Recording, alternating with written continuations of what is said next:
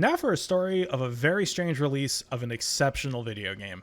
I don't think I really need to go into the significance of the Tony Hawk's Pro Skater series at this point. If you're even sort of into video games and were born before or around when Bill Clinton was elected president, then chances are you came across one of the first 4 Tony Hawk's Pro Skater games at some point on the many consoles that they were released on. For those of you that may or may not know it for whatever reason though, I'll give you the SparkNotes version. Tony Hawk's Pro Skater was a series that had 4 mainline entries stretching from the late 1990s to the early 2000s that featured famous skaters tearing it up in the various skate parks and skate-friendly locations. The first 2 games in particular lit the industry on fire in the late 90s, as this was not only a well-controlling 3D game in an era where that was far less common, but it was also just one of the first really good skateboarding games. Players would perform tricks to try and hit various high scores and collect random things like secret tapes, pilot wings, hall passes, and mini Liberty Bells. Doing these various tasks would grant the players some in-game currency to upgrade the stats of either one of the famous skaters, or from Pro Skater 2 and beyond, a custom-created skater. As a sucker for character creators in pretty much any game, you know I'm rocking the Dabo skater. Sorry, Bob. While these 4 games did release in that order, for the most part, today I would like to discuss the odd case of one that didn't quite follow that line of thinking. In 2001, the Microsoft Xbox released with an abundance of launch titles, although most people just picked up Halo. One title that stood out for me other than Halo, though, was the re-release of Tony Hawk's Pro Skater 2 in the form of Tony Hawk's Pro Skater 2X.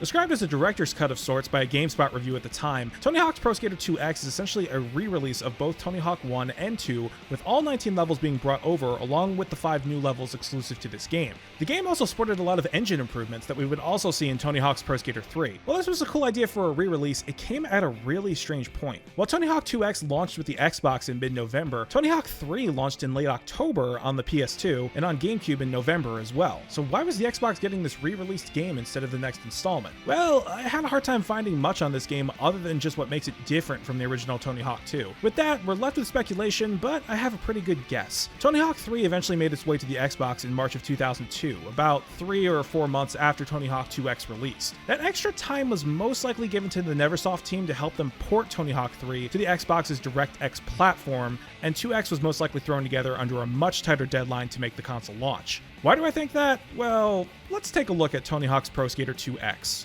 Upon firing it up for the first time, that director's cut feeling is definitely present, as you are greeted with the exact same intro video from the original Tony Hawk 2, but with an X added in the title graphic. This is not surprising, as I'm sure Activision was not going to be shelling out the cash to shoot more live action skating footage for this game, especially considering that any new footage being shot was being used for Tony Hawk 3. From there, you're brought to a not necessarily worse, but different menu screen that ditches the skate wheel aesthetic from the original. Not sure why this was done, but it isn't really that important. From there, you can launch the career mode, which, in order, takes you through Tony Hawk 2's levels, the new 2X levels, and then the Tony Hawk 1 levels. First thing I noticed out of the gate was this weird motion blur effect, which apparently you can turn off, but I never did while I was filming this footage because I didn't know. Sorry about that. The Tony Hawk 2 levels are just as great as they were in the original, but made even better with the enhancement from Tony Hawk 3's engine. The game runs at 60 FPS and feels a lot more responsive as a result. Levels like Hangar, School, and Marseille are an absolute treat to go through again in this way, as the nostalgia still flowed through me like the cheese in the Pizza Hut stuffed crust pizza.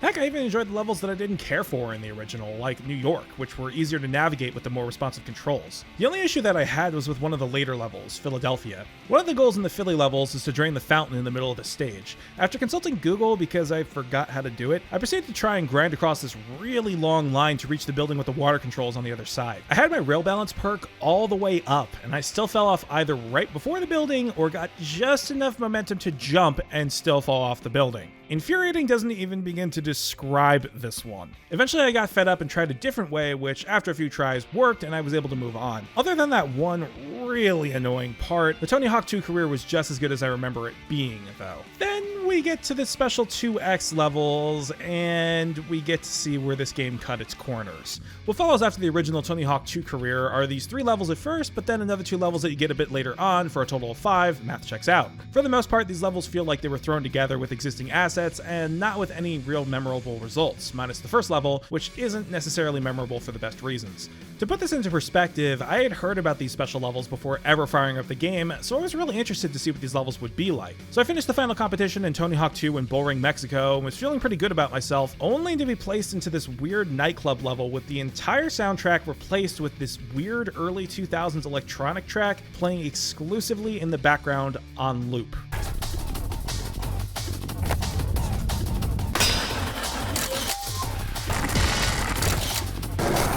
The level itself isn't god-awful or anything. It has a couple cool grind spots that go all around the room and some nice verticality, but I just can't shake the sense of rushedness here.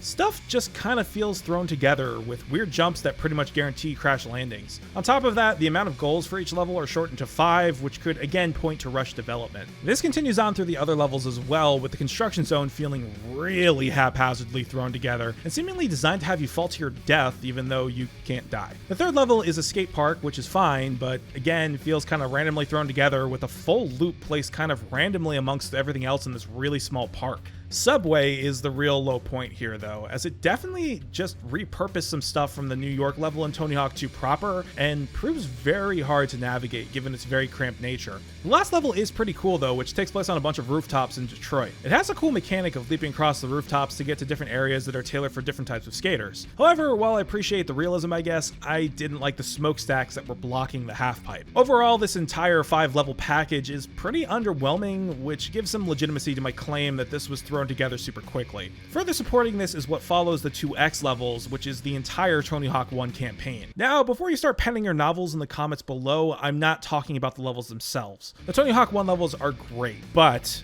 they have the exact same goal issue in that there are only 5 of them and they are insanely easy.